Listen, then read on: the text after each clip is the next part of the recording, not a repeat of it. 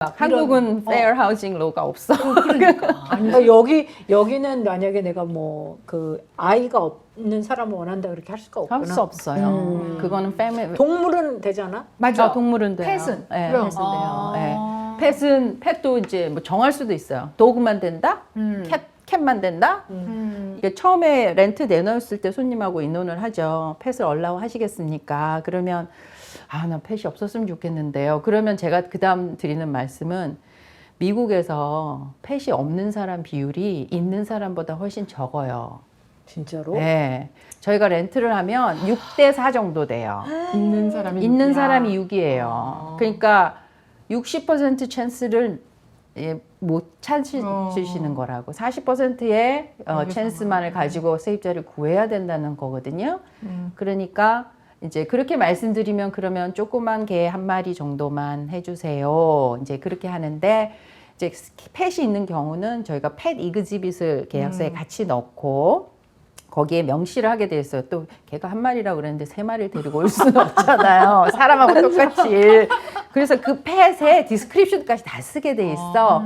어떤 종이고 무슨 색이고 나이는 몇 살이고 이걸 다 쓰게 돼 있고 개면 개, 고양이면 고양이, 새면 새 이걸 다 쓰게 돼 있고 그래서 그것만 얼라우가 된 거예요. 근데 이제 펫을 얼라우를 하면 이제 펫 피라는 걸 받게 돼요. 그러면 이제 한번 원타임 피로 뭐 300불을 받든지 500불을 받든지 그러니까 그렇게 받고 이제 그러면 그 돈만 내면은 이 개가 이 집을 망가뜨려도 되냐? 그거는 전혀 아니에요. 그건 별개의 문제라. 그러니까 그 펫 이그집잇에 이 돈은 그냥 한번 내는 돈이고 이 집을 잘 메인테인하고 세임 컨디션으로 리턴할 의무가 있다. 이제 이런 거에 사인하는 거죠. 난 저게 되게 어려울 것 같은 게 내가 이제 그래 할 수 없이 뭐 60%의 사람이 펫을 키운다고 하니까 좀 더 좋은 찬스, 렌트를 놓을 더 좋은 찬스를 위해서 그렇게 했는데 그 다음 문제는 그 반면에 고양이나 개 털 알러지가 있는 사람들이 얼마나 많아. 그런데 그 고양이나 개가 한번 살고 간 집은 알러지 있는 사람은 못 들어와. 그 카펫 그냥 속까지 그 개털 고양이 털이 박혀서 그러니까 또 다른 퍼센트의 클라이언트는 못 들어오게 되는 거잖아. 마루로 갈아야 돼. 그렇게 되는 거야. 그래서 사실 펫 문제는 그렇게 뭐 쉽게 생각할 문제는 아닌 것 같아. 이사 집을 볼 땐 몰랐어. 근데 갔는데 개미 지옥에 바퀴벌레 지옥이야. 그럼 이거 어떻게 해야 돼? 주인이 해줘야죠. 그럴 때는. 주인이 아니라 아파트였어. 그것도 아파트인데 주인이 아파트 주인이 해줘야지. 근데 아무리 얘기해도 소용이 없어. 바퀴벌레 같은 경우는 특히 그렇게 아파트같이 밀집돼 있고 이렇게 싱글홈이 아닌 다음에 싱글홈은 건너가야 되잖아요. 타운홈, 바퀴벌레 쥐, 이 문제는 내 유닛만의 문제가 아닐 수도 있어요. 그치, 전체지. 제가 다 해야 돼. 예, 그러니까 이제 그럴 수 있는데 일반 우리 이제 싱글홈 같은 거 할 때는 그 패스트 컨트롤 쥐는 법적으로 집주인이 하게 돼 있어요. 집주인이. 네, 집주인이 쥐가 만약에 나왔으면은 집주인이 그거를 하게 돼 있고 그것 말고 이제 다른 그 개미나 이런 벌레, 인섹트 이거는 세입자가 하게 돼 있어요. 그건 나는 좀 이해가 되는 게 세입자가 더럽게 살아서 없던 게 생길 수가 있잖아. 그래, 그것도 인터넷. 근데 물론 이제 그게 니고셔블이긴 한데 저희가 관리하는 거 왜냐하면 집주인은 털마잇을 해야 돼. 털마잇을. 그러니까 집주인은 털마잇을 하고 세입자는 패스 컨트롤 니네가 해라 필요하면 이제 그렇게 말하는 거죠. 그러니까 이제 이게 이사를 갓 들어왔는데 뭐 개미가 있다, 바퀴가 있다, 빈대가 있다 이렇게 할 수 있잖아요. 자 이럴 때 이제 우리가 디시전을 해야 되는데 바퀴벌레가 없던 바퀴벌레가 따라 들어왔을 수도 있잖아 이삿짐에서. 배추 박스도 따라 들어와. 빈대도 따라 들어왔을 그럼. 수도 있잖아. 근데 그 전에 세입자 살 때는 아무 문제가 없었어. 그러니까 이런 거에 대한 디시전을 해야 되는 거고, 그죠? 그러니까 나는 그 디시전을 서로 니 탓 내 탓 하면서 시간을 보낼 게 아니라 그게 아니라 이제 아비어스한 거. 아비어스한 거는 처음에 들어왔을 때는 집주인이 해주는 게 맞아요. 네. 그러고 나서 깨끗하게 패스 컨트롤 컴퍼니에서 이제 다 마무리가 됐습니다. 그러면 이제 그 다음부터는 세입자한테 바톤을 넘기는 건데 이제 그런 디시전이 어렵다는 거예요. 네. 그런 그것도 이제 어그리를 해야 되고 서로 설득을 해야 되고 그렇지. 서로 윈윈하자고 이제 말을 말을 예쁘게 잘해야 되니까. 조지아도 반지하가 많아. 내가 조지아에 오고 나서 놀란 게 반지하가 많아서 반지하가 어떠냐면 들어갈 때는 지하였는데 지하에 들어가고 보면은 1층이야. 1층이야. 그런 집을 통째로 그 베이스먼을 세를 주는 경우가 되게 많아.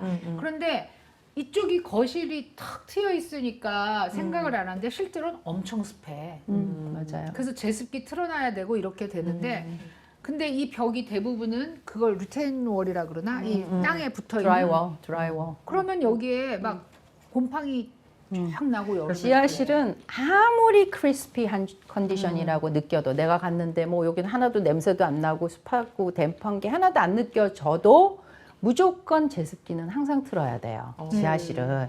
그걸 이제 제가 집을 판다 그래서 가면 지하실은 안 꾸며졌고요. 그냥 스토리지로 쓰고 있어요. 그러면 제가 제일 먼저 가보는 곳이 지하실이야.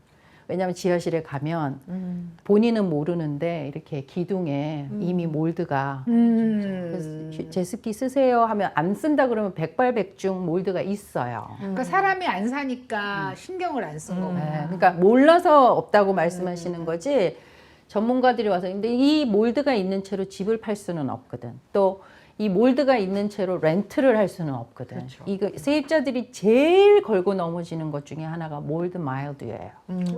우리 한국 사람은 곰팡이 좀 쓸어도 이렇게 딱딱 닦아내고 아니 한국도 반지하가 많아서 그 벽지 속으로 막 그 곰팡이 해. 예. 맞아. 그러니까 한국 사람들은 뭐 곰팡이 가지고 그래 우리 닦아서 살았는데 옛날에 그러는데 미국은 그게 굉장히 폐암을 유발하는 아주 큰 해저드로 보기 때문에 잘못하면 수당하네. 굉장히 크리티컬해요. 그 문제가. 예. 그래서 그게 있으면 어떻게 해서든지 이제 그거를 제거를 해야 되는데 이제 집을 팔건 렌트를 하건 이제 저는 이게 그냥 닦으세요로 해결될 문제가 아니고 심각하다 싶으면 이제 물론 제습기도 틀어야 되지만 일단 몰드 인스펙션을 한번 해보시라고 그래요.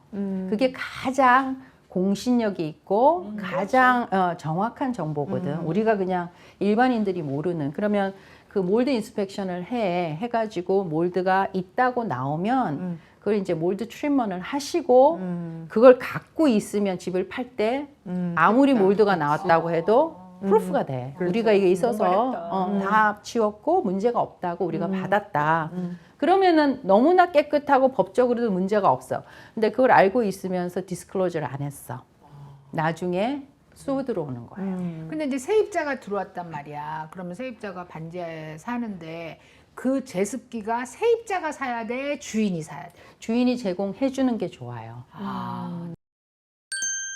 우리가 이제 그 한 가지 먼저 얘기하고 잠깐 쉬고 갈게요. 뭐냐면 야반도주한 거 어쩔 수 없어. 다. 근데 이제 내가 6개월 살았는데 가야 돼. 이사 가야 돼. 그러면 어쩔 수 없이 그 세큐리티 디파짓 우리가 뭐 한 달 반이든 두 달이든 낸 거는 무조건 손해 보는 방법밖에 없어. 그러니까 그게 이제 원래는 그래서 지금 또 한 번의 리스 계약서가 중요하다는 게 리스 계약 안에 아니 근데 내가 이사를 갈 수밖에 없어. 리스 계약에 만약에 early termination이 안 되면 사실은 나머지 기간 돈을 다 내고 가야죠. 아 그거만 포기하는 게 아니고 세큐리티 디파짓만 포기하는 게 아니고. 아니 돈을 다 내고 집 컨디션이 들어올 때랑 같으면 디파짓은 돌려받지. 그게 맞는 대신에 거지. 남은 6개월은 내고. 이 돈을 안 내면 디파짓을 안 돌려줘도 되는 거지. 근데 만약에 내가 그리고 갔어. 한 달 뒤에 와서 보니까 누가 살고 있어 그 집에. 더블 렌트는 안 돼요. 그러니까 그 사람은 그럼 그 집을 비워둬야 되는 거잖아. 그러니까 이제 제가 세입자들한테 항상 좋은 방법으로 이야기를 하는 게 너 이 집 금방 렌트 돼. 그러니까 우리한테 협조하고 집 잘 해놓고 이렇게 하면 그냥 디파짓만 forfeiting 그러니까 안 돌려주는 걸로 해서 주인한테 내가 잘 얘기를 할 테니까 그러면 주인도 사실 윈윈이에요. 디파짓 안 돌려주고 한 달 킵하시고 베이컨시 없이 나가고 바로 들어오게 하니까 근데 요즘 어떻게 됐냐면 내가 1년을 살았어. 근데 렌트비를 좀 올려받고 싶어. 요즘 렌트가 올라서. 그럼 2,000불 받는데 이제 2,200불로 올린다고 하면 지금 현재 법상으로는 90일 전에 세입자한테 이제 렌트비를 올리겠다. 내년에 다시 리뉴하는 텀에 200불을 더 올려서 2,200불로 하겠다라고 노티스를 주고 그러면 세입자는 그걸 이제 듣고 그로부터 60일 전에 결정을 해서 통보가 오면 이제 그러니까 가는 거예요. 근데 만약에 집주인이 90일 전을 놓쳤어. 그러면 올릴 수 없어요. 올릴 수 없고 그리고 세입자가 만약에 60일 안에 통보를 안 하면 나 리뉴하고 싶다고 통보를 하지 않으면 자동으로 연장돼요.